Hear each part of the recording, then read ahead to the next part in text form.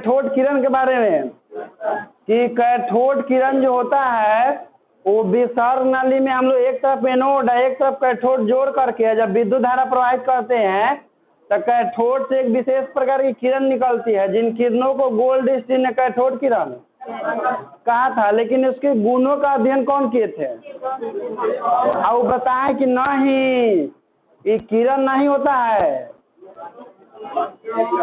Electron है। अतः आज उसी का गुण पढ़ना है कैथोड किरणों के। तो लिखिए कैथोड किरणों के गुण।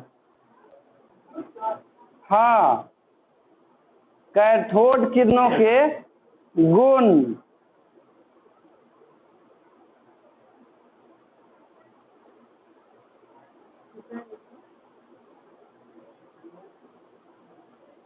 पहला नंबर लिखिए, कैथोड किरणें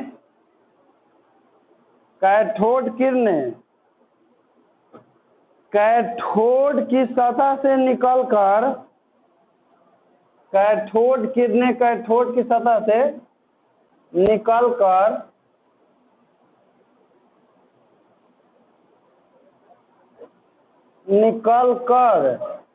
लंबवत दिशा में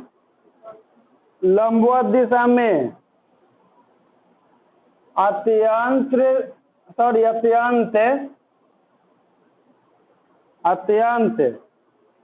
तीव्र वेग से सीधी रेखा में गमन करती है। सीधी रेखा में गमन करती है। सीधी रेखा में गमन करती है।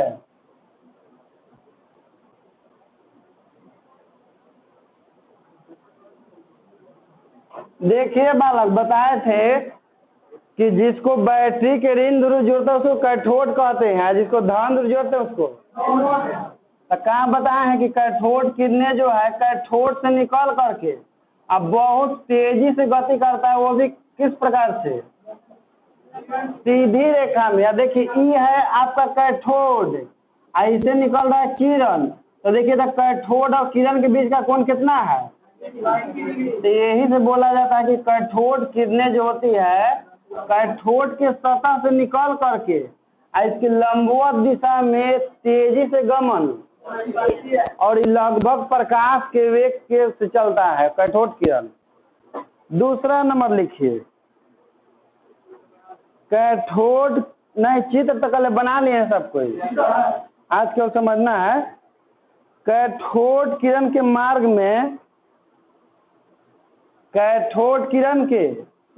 में किसी अपारदर्शी वस्तु को रखने पर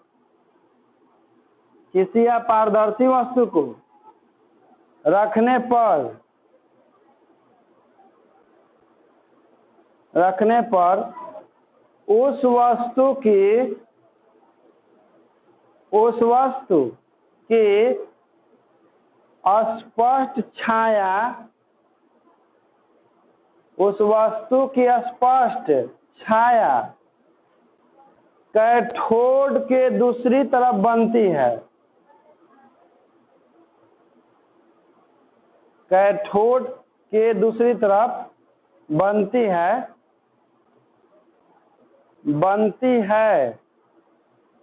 जिससे सिद्ध होता है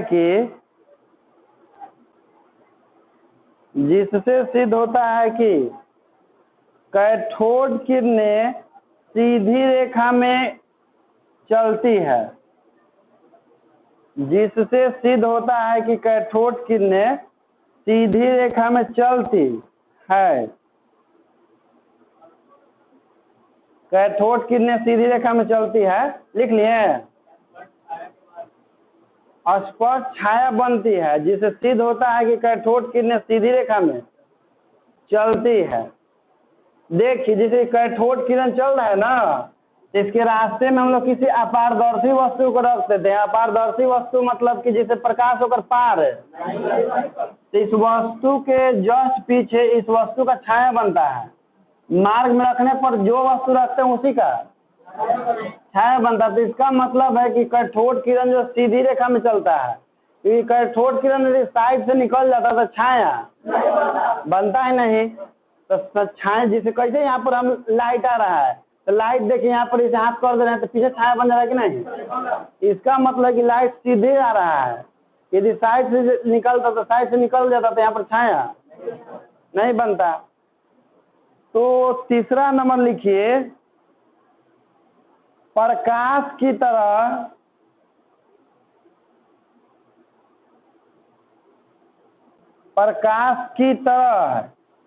कैथोड किरणें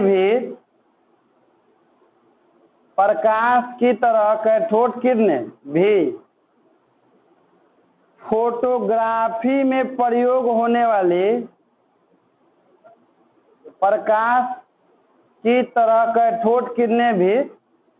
फोटोग्राफी में प्रयोग होने वाली प्लेट को प्रभावित करती है। प्रयोग होने वाली प्लेट को प्रभावित करती है।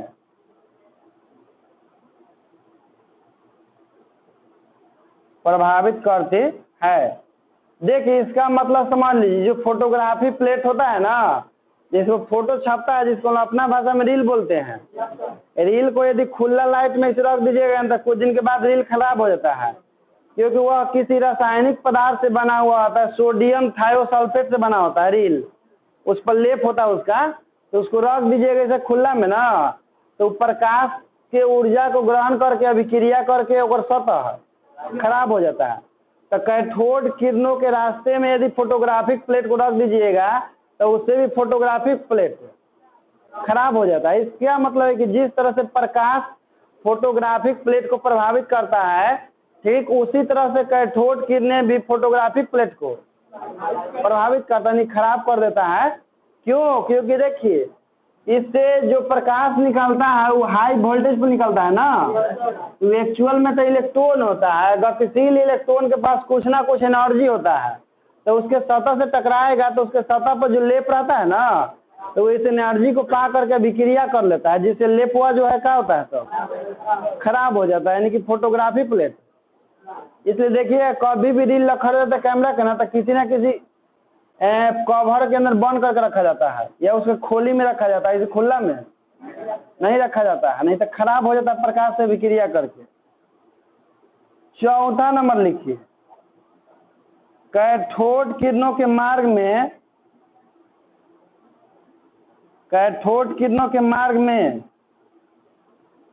किसी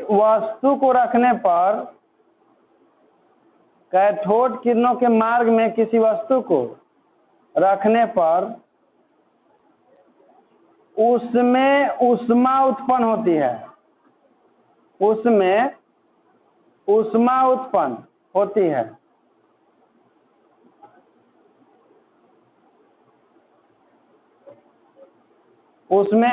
उत्पन्न किस में? कैथोड किरण में कि वस्तु में? कैथोड किरणों के मार्ग में किसी वस्तु को रखते हैं तो उसमें ऊष्मा उत्पन्न होता है। कारण क्या है कि एक्चुअल में कैथोड किरण इलेक्ट्रॉन होता है, और इलेक्ट्रॉन के पास कुछ ना कुछ ऊर्जा होता है, तो जब उस वस्तु के सतह से टकराता है ना, तो अपना ऊर्जा उसके सतह पर खो देता है, तो धीरे धीरे वस्तु का सतह क्या हो जाएगा? गर्म हो जाएगा, ठीक ना। चलिए तो आगे लिखिए। अच्छा, एक दिन आप कोई बताए थे इसके बारे में कि देखिए किसी प्रकार का आवेशित कण होता है, तो आवेशित कण को गतिशील कराने के लिए आप उसको हाथ से इसे फेंक करके गतिशील नहीं करा सकते हैं। आवेशित कणों को गतिशील कराने के लिए उसको वोल्टेज दिया जाता है, उसको जैसी वोल्टेज मिलता है ना, उस अपने मोशन में आ जाता है। जैसे कभी एक्सरे कराने गए हैं, एक्सरे कराने देखिएगा मशीनमा इसे ऑन करता है बिना लाइन देने की, लाइन देख के तो उससे बहुत सारा इलेक्ट्रॉन जो है निकलता है एक साथ है। जैसे उसको वोल्टेज देता है कि लाइन दिया, मतलब बहुत सारा इलेक्ट्रॉन उसमें वोल्टेज को गेन करके निकलना शुरू कर देता है। जहाँ पर ये एक्सरा कराइएगा, जैसे मान लीजिए कि गाल का एक्सरा कराना है कि दांत दिखाने के लिए, तो देखिएगा ई पार्टी कुछ धातु के वो प्लेट लगा रहता है, अच्छा दीवार में इसे उड़किएगा ना तो देवलवा के पीछे धातु के गो तो सब इलेक्ट्रॉन निकलता है ना तो तेजी से जाके धातु के तत्व से टकराता है तो उसी टकराने से एक्सरे किरण की उत्पत्ति होती है जो शरीर के अंदर के फोटो निकाल देता है। तो कैथोड किरण से ही एक्सरे किरण उत्पन्न होता है।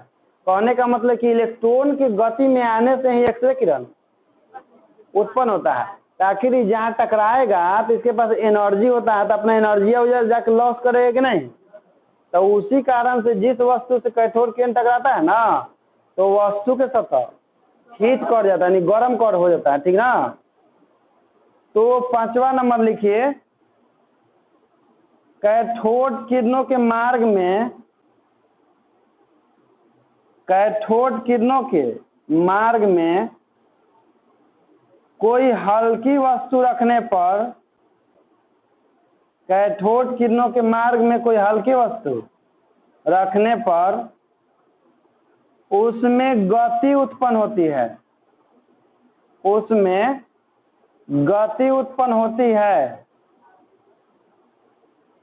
जिससे सिद्ध होता है कि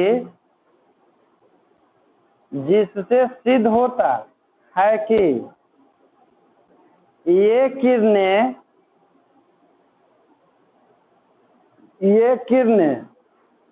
छोटे छोटे द्रव्य कणों से बना होता है। छोटे छोटे द्रव्य कणों से बना होता है।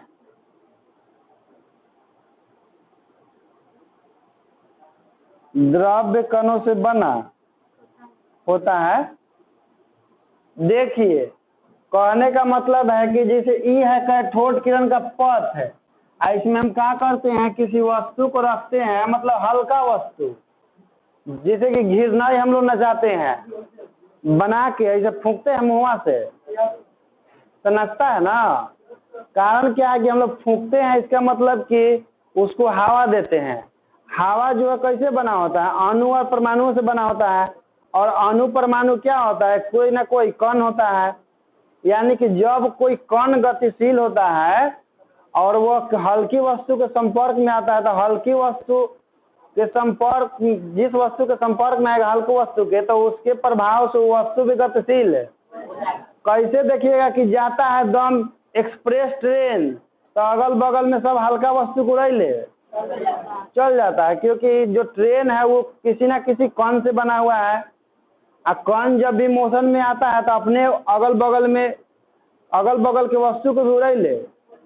तो उसी तरह से कैथोड किरणों के मार्ग में हल्की वस्तु रखा गया। हल्की वस्तु मतलब कि जैसे घिरनाई टाइप के तक देखा गया कि घिरनियाँ घूमने लगी शुरू कर देता है।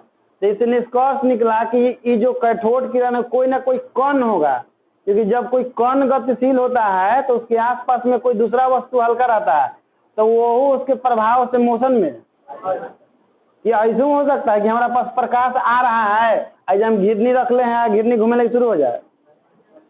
प्रकाश कोई कण थोड़ी है कि गुजर रहा है तेजी से घिरनी घूमने लगेगा। यानी कि जब आसपास से कोई कण गुजरेगा ना तब भी जाके हल्का वस्तु मोशन में आएगा ऐसे नहीं आएगा। तो वही कैथोड किरण के मार्ग में हल्का वस्तु रखा सब घिरनाई टाइप के तो देखा से कि वो घूमना क्या हो गया। तो इसका मतलब है कि कैथोड किरण कोई ना कोई कण से बना हुआ है तब जाके ओकरे नाम रखा से कि नहीं ये कैथोड किरण नहीं है इसका नाम इलेक्ट्रॉन है। ऐसी कुछ के निष्कर्ष पर नहीं पहुंचते इसके लिए बहुत सारा पहले प्रयोग करना पड़ता है। तो वही लिखा है क्योंकि आपको बताए हैं कि बहुत सारे गुणों का अध्ययन करने के बाद जे थॉमसन ने कहा कि ये कैथोड किरण नहीं है ये कौची है जबकि गोल्ड स्टीन खाली कहे थे कि कैथोड किरण है कि कहाँ से निकल रहा है कैथोड के सतह से निकल रहा है। इसलिए ये तो हो गया 5 गो। 6ठा नंबर लिखिए विद्युत नहीं अगला लिखिए 6ठा नंबर विद्युत या चुंबकीय क्षेत्र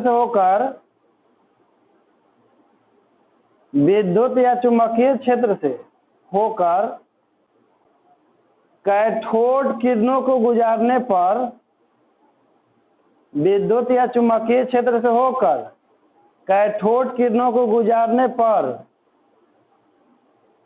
यह अपने सीधे मार्ग से विचलित हो जाता है। यह अपने सीधे मार्ग से विचलित हो जाता है।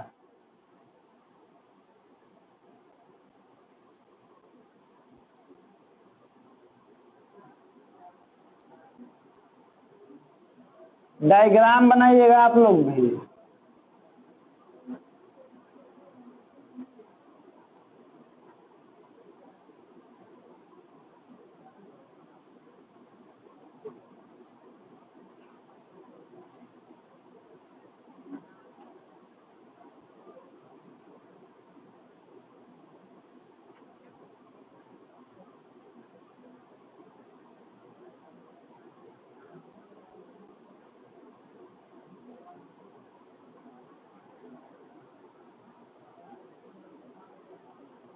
ये तो एगो डायग्राम हो गया, एक और दूसरा डायग्राम बनाइएगा।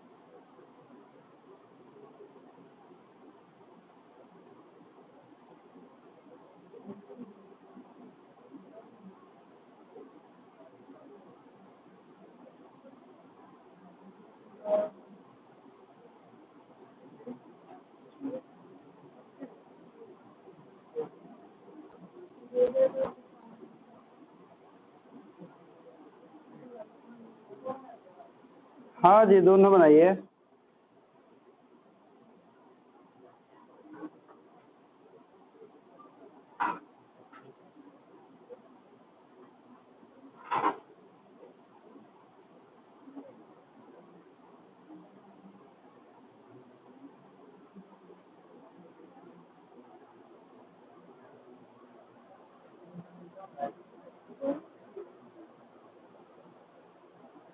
बना लीजिए दोनों डायग्राम, उसके बाद जाकर समझाते हैं कि होता क्या है एक्चुअल में।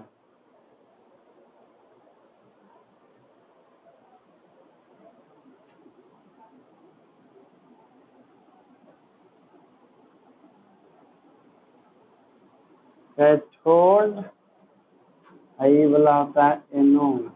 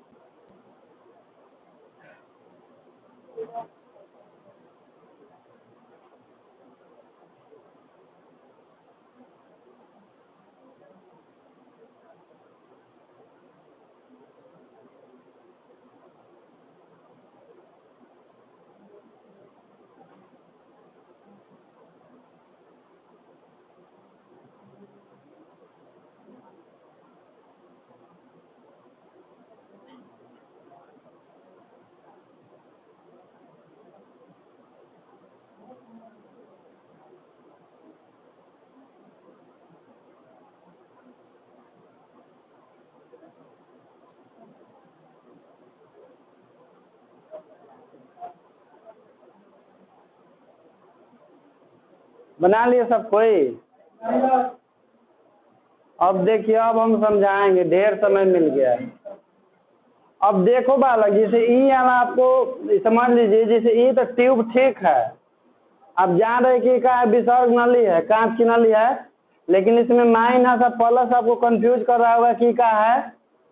तो देखिए, जैसे एक होता है धन प्लेट और एक होता है धन प्लेट, जो है धनावेशित होता है और आवेश के कारण उत्पन्न होता है विद्युत क्षेत्र। तो ध्यान रखिएगा, धन आवेश के कारण उत्पन्न होता है विद्युत, ठीक, और धन आवेश से उत्पन्न होकर के ऋण आवेश पर जाता है विद्युत क्षेत्र। और किन्हीं दो धनावेशित और ऋणावेशित प्लेटों के बीच में एक समान विद्युत क्षेत्र होता है, और वह विद्युत क्षेत्र ही होता है जो किसी दूसरे आवेश को आकर्षित या प्रतिकर्षित करने का काम। तब विद्युत क्षेत्र आखिर आकर्षित किसको करता है? प्रतिकर्षित। पहला बात कि जब भी विद्युत क्षेत्र उत्पन्न होता है तो प्लस से उत्पन्न होता है, माइनस से कभी उत्पन्न। और दूसरा बात कि प्लस से उत्पन्न हो करके और माइनस पर समाप्त होता है, दूसरा बात हो गया। और तीसरा बात है कि विद्युत क्षेत्र जो होता है हमेशा ऋण आवेश को आकर्षित करता है और धन आवेश को प्रतिकर्षित करता है, ठीक ना। हमको नहीं मालूम है कि कैथोड किरण धनावेशित है कि, हमको केवल यह मालूम है कि विद्युत क्षेत्र जो होता है वो धन आवेश को प्रतिकर्षित करता है और ऋण आवेश को, ठीक। हम क्या किए कि देखिए, दोनों प्लेटवा के ऐसे रख दिए हैं, ठीक ना। इसमें विद्युत क्षेत्र निकल के जाता है प्लस से माइनस की ओर। ये भी बताएं कि विद्युत क्षेत्र किसको आकर्षित करता है? ऋण आवेश को। और निकलता कहाँ से? धन प्लेट से ना। तो देखिए, तो ऋण जो कैथोड किरण है उसका झुकाव किधर से है? प्लस की ओर है कि माइनस की ओर है? इसका मतलब कि उसको वो आकर्षित कर रहा है ना, आकर्षित कर रहा है, तभी तो इसका झुकाव इधर क्यों है। तो इससे सिद्ध होता है कि जो कैथोड किरण है ना वो पक्का किसी न किसी ऋणावेशित कण से बना होता है, हालांकि है इलेक्ट्रॉन। तो ये विद्युत क्षेत्र में रखने पर पता चला कि जो किरण था वो किरण का झुकाव हो गया किधर की ओर? प्लस की ओर। यानी कि पक्का ये जो भी है ये ऋणावेशित होगा, तब भी जाके धन आवेश की ओर आकर्षित है, क्योंकि यदि प्लस वाला होता तो उन्हें आकर्षित करता ना।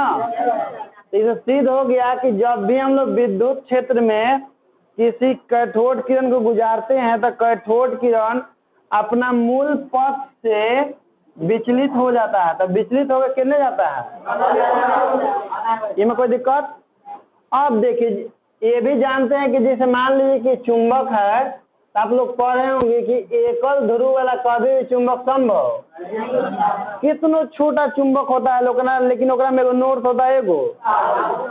तो ये भी पढ़े हुए कि जो चुंबकीय क्षेत्र होता है वो नॉर्थ से निकल के कहाँ जाता है? तो जैसे देखिए, ये नॉर्थ है, यहाँ से निकल के तो साउथ पे जाइए करता है, इधर से यहाँ साउथ है। तो लेकिन यहाँ पर बगल में एगो चुंबक रख दिया जाए तो एक में जाना शुरू हो जाएगा ना। तो इसी कारण से तो दो चुंबक एक दूसरे को आकर्षित करते हैं, प्रतिकर्षित। जैसे आवेश में आकर्षण या प्रतिकर्षण होता है विद्युत क्षेत्र के कारण, और चुंबक में आकर्षण या प्रतिकर्षण होता है चुंबकीय क्षेत्र के कारण। तो बगल में वो साउथ रख दीजिएगा तो एक घींचने लगता है ना। तो इसका मतलब कि इससे कुछ निकल करके एक में जाता है, और वही ओकरा, जैसे मान लो कि इसको हमको घींचना है तो हमारा हाथ निकलेगा ना शरीर में से, जो ओकरा पकड़ेगा तभी जाके घींचेगा। तो यही चुंबक से निकलता है चुंबकीय क्षेत्र, जो एक में जाके समाता है, यानी कि उसको पकड़ता है तब जाके अपनी ओर, ठीक। और चुंबकीय क्षेत्र में किसी आवेशित कण को भी गति कराया जाता है ना। यदि कण ऋणावेशित होगा, कण यदि, तो नॉर्थ की ओर आकर्षित होता है, यदि धनावेशित हुआ तो, ठीक ना। लेकिन देखिए, कभी कभी किताब में ऐसे देवा रहता है चित्र, केवल ऐसे साउथ ऐसे रहेगा इधर केवल। तो दिमाग में अपन समझ लीजिए कि यानी पक्का नॉर्थ होगा, भले दिखाया नहीं है लेकिन होगा पक्का। एने नॉर्थ है तो एने पक्का साउथ है होगा, क्योंकि एकल ध्रुव वाला चुंबक कभी संभव, ठीक। तो देखिए एन नॉर्थ है, एन साउथ है। धन आवेश जो होता है नॉर्थ की ओर आकर्षित, सॉरी साउथ की ओर आकर्षित होता है, और ऋण आवेश तो देखिए तो कैथोड किरण किधर आकर्षित हो रहा है, तो इसका मतलब है कि पक्का कौची होगा, ऋणावेशित होगा, तब तो इसकी ओर आकर्षित है, ठीक ना। ये सब ऐसे नहीं आता है, एग्जाम में फिर डायग्रामो ऐसे दे देगा, एक नाम दे देता है कि जो चित्र में दिखाया गया है उसमें कौन जो है धनावेशित है कि, तब मालूम रहेगा तब न कि धनावेश की ओर ऋणावेशित ही आकर्षित होता है। मान लीजिए कि हम इधरों में कोई दे दे, इधर क्यों, एक नाम रख दे किरण 2, एक नाम रख दे किरण, तो बस पूछे देखिए किरण 1 का गुण कैसन होगा, मतलब धन आवेश वाला गुण होगा कि ऋण आवेश वाला, तो किरण 1 किधर की ओर झुक रहा है, धन की ओर झुक रहा है, यानी कि पक्का ऋण होगा, तब तो धन की ओर झुका है। और किरण 2 का गुण कैसन होगा, धन आवेश वाला गुण होगा तब ना ऋण की ओर झुका है, क्योंकि जिसकी ओर आकर्षित हो रहा है समझिए कि ठीक होगा से विपरीत गुण वाला होगा, धन और की आकर्षित हुआ मतलब ऋण वाला होगा, और ऋण और क्या आकर्षित हुआ मतलब, ठीक ना। तो जब भी किसी विद्युत चुंबकीय क्षेत्र में किसी कैथोड किरण को गुजारा जाता है तो मूल स्थान से, ये सब फिजिक्स में पढ़ना है टोटल, लेकिन 12 क्लास में पढ़ना है जस के तस, कहिएगा कि सही कहे तो सर जी, इसीलिए इतना समझा के पढ़ा रहे हैं। चलिए अब लिखिए गुण नंबर 7, लिखिए कैथोड किरणों के गुण, कैथोड किरणों के गुण इलेक्ट्रोड पदार्थ से स्वतंत्र होता है, कैथोड किरणों के गुण इलेक्ट्रोड पदार्थ से स्वतंत्र होता है, इलेक्ट्रोड पदार्थ से स्वतंत्र होता है।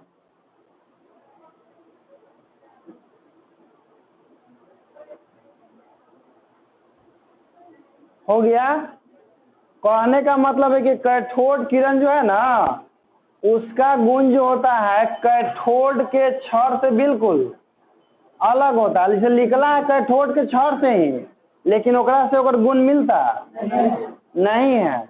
जैसे हम लोग हैं उत्पन्न हुए अपन माता पिता से, लेकिन माता पिता अंदर में गुण है, लेकिन बाहर से हम लोग के लूर लक्षण ऐसा है कि माई बाबू कहता है कि हमरे बेटवा नालायक निकल गई, मतलब कि हमारा अलग गुणवा ओकरा से, जबकि तो अंदर में है ही हम लोग के गुण, लेकिन बाहर के स्वभाव से लगता है कि क्यों नालायक निकल गया है बेटा। वैसी एकरो दम कहल जा रहा है कि कैथोड किरण जो है उसका गुण जो कैथोड से स्वतंत्र होता है, मतलब एक से एक गुण मिलता है नहीं है। अगला लिखिए, कैथोड किरणें धातु के पतले पत्तर को,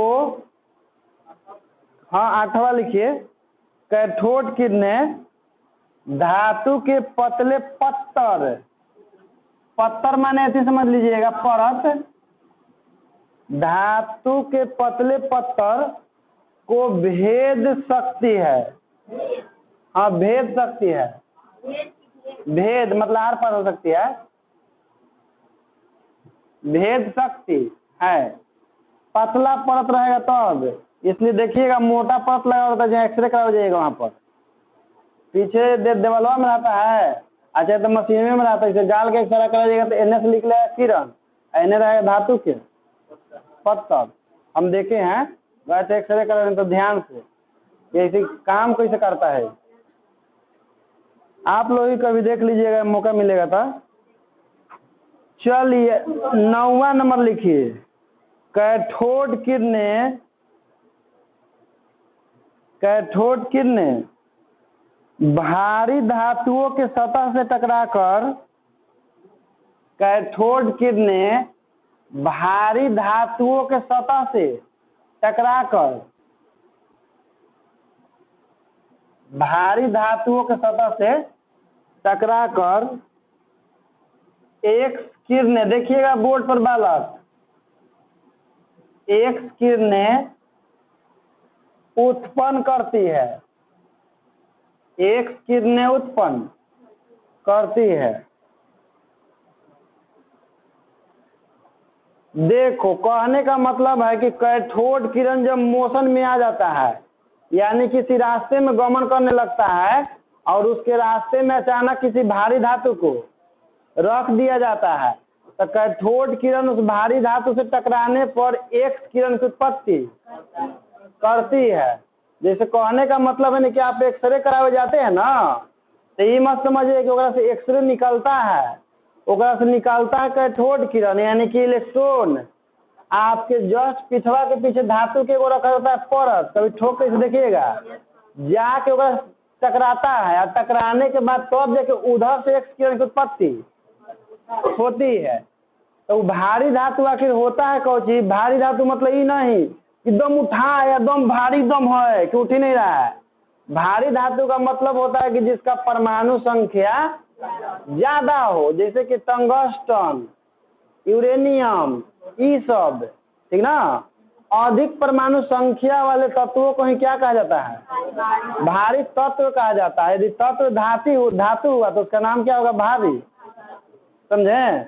अभी ने कि दम उठा रहे हैं, उठ ही नहीं रहा है, भारी कहे तो सर जी। एग्जाम में आता है कि जब कैथोड किरणें किसी भारी धातु से टकराती है तो कौन सी किरण की उत्पत्ति होती है? ये ऑप्शन में रहता है अल्फा, बीटा, गामा, एक्स, ऐसा करके 4 गो। चलिए 10वां लिखिए, कैथोड किरणें गैसों को आयनीकृत कर देती है। कैथोड किरणें गैसों को आयनीकृत कर देती है, आयनीकृत कर देती है।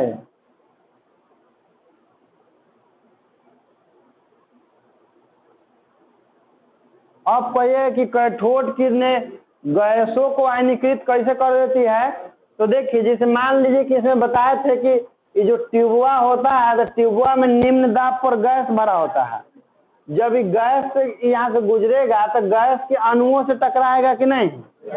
कैथोड किरण के पास, कैथोड किरण तो एक्चुअल में इलेक्ट्रॉन होता है और वो गतिशील है, यानी कि उसके पास गतिज ऊर्जा है। तो जब टकराता है गैस के अणु से ना, तो गैस के अणु को जैसे ही ऊर्जा मिलता है तो गैस के अणु जो है धनायन और ऋणायन में परिवर्तित हो जाता है। जैसे इसे मान लीजिए कि यहाँ से यदि कैथोड किरण गुजार दिया जाए भर रूम ना, तो इसमें से जितना भी गैस के अणु है सब आयन में परिवर्तित है। यानी कि जिसका जिसका संपर्क होगा, जिस गैस के कण का संपर्क हो जाएगा कैथोड किरण से, तो उसको धन आयन ऋण आयन में परिवर्तित कर देता है। कहने का मतलब है कि आप लोग को देखिए तनी थोड़ा और डिटेल में ले चलते हैं। जैसे मान लीजिए कि अणु हो या परमाणु हो, उसके बीच में हम लोग जानते हैं कि न्यूक्लियस होता है। न्यूक्लियस के चारों ओर कौन होता है? कक्षा होता है। कक्षा में कौन होता है? तो चलिए मान के चलिए कि कैथोड किरण से आकर टकराया, तो टकराएगा तो अपना एनर्जी अगर सतह पर लूज करेगा कि नहीं? अपन ऊर्जा अगर सतह को दे देगा, तो इसके सतह के अंदर कौन होते हैं? इलेक्ट्रॉन। अब इस इलेक्ट्रॉन को ऊर्जा मिलेगा तो इलेक्ट्रॉन ऊर्जा पाकर कहाँ निकल जाएगा? तो इसमें इलेक्ट्रॉन की कमी हो गई कि नहीं? इलेक्ट्रॉन की कमी होगी तो ये धनावेशित हो जाएगा ना जी, क्योंकि जब भी कोई पदार्थ इलेक्ट्रॉन त्यागता है तो धनावेशित हो जाता है। तो इसी कारण से जब गैस के अणुओं से कैथोड किरण गुजरिएगा ना, तो कैथोड किरण क्या करता है कि गैस के अणु से टकरा करके और उसके अंदर से इलेक्ट्रॉन के उत्सर्जन करवा देता है, जिसके कारण से वो आयन में परिवर्तित, धन आयन परिवर्तित हो जाता है और इलेक्ट्रॉन तो बाहर निकल नहीं गया। एक्स किरण देखो, जैसे कि एगो रोन्टजन नामक साइंटिस्ट थे, ठीक ना, वही एक्सपेरिमेंट कर रहे थे। तो क्या किए ना कि देखे कि उसके बारे में ऐसे हम आगे बताएंगे। कैथोड क्या किए ना कि कैथोड किरण के रास्ता में जितना भी तत्व था ना, वो सबको बारी बारी से रखा जा रहा था। तो देखा गया ना कि जो भारी तत्व था, यानी कि जिसका परमाणु संख्या तो देखे कि एक से टकराने के बाद कैथोड किरण टकराने के बाद इससे एक विशेष प्रकार की किरण की उत्पत्ति करता है, जो ई पार से ई ऊपर हो जाता है किसी वस्तु की ई पार से, यानी कि कहे के मतलब कि क्रॉस कर जाता है। ई पार से ऊपर होने का मतलब कौन चीज क्रॉस कर जाता है। तो क्रॉस के साइन वही ना है, आई केकरा ऐसा लग रहा है, वही से ओकर नाम कौन रख दिया, ठीक ना, नाम रखा गया है। ऐसे इसके बारे में आगे पढ़ना है पूरा डिटेल में, जो अभी हल्का फुल्का बताया ना कि रख रख के देख रहे थे, ये सब बतवा लिखना है आपको। चलिए लिखिए अगला 11वां नंबर, कैथोड किरणों में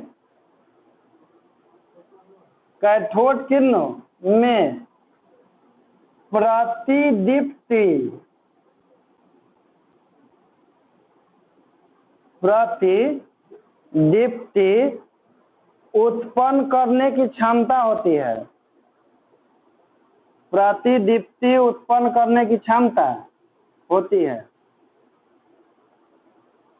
प्रतिदीप्ति उत्पन्न करने की क्षमता होती है।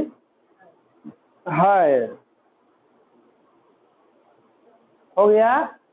देखिए कहने का मतलब है कि कैथोड किरण जब किसी धातु के सतह से टकराएगा ना तो वो चमकेगा, वहां पर चमकेगा मतलब अपना ऊर्जा पे लॉस करेगा, तो उसका सतह चमकता हुआ दिखाई। जैसे कैसे गोल्ड स्टीन प्रयोग किए थे, तो कांच के नली में कैथोड किरण के सामने वाला दीवार पर जाकर टकरा करके चमक रहा था, और कैसा प्रकाश उत्पन्न कर रहा था, हरा प्रकाश उत्पन्न कर रहा था, यानी कि कहने का मतलब कि टकरा के खुश हो रहा था, तब ना मन हरियर था। तो इसी कारण से तो वही जो चमकता है ना, तो उसी को प्रतिदीप्ति कहते हैं। प्रकाश उत्पन्न करता है चमक करके, तो उसी को प्रतिदीप्ति। कैसे हम हाथवा में एगो बैंडवा लगाते हैं प्लास्टिक वाला, तो उस पर लाइटवा पड़ता है तो अंधेरा में भी जाइएगा तो क्या हो जाएगा, तो वो प्रतिदीप्ति में आता है। प्रतिदीप्ति का मतलब होता है चमकना, ठीक ना। अब कल पढ़ाएंगे।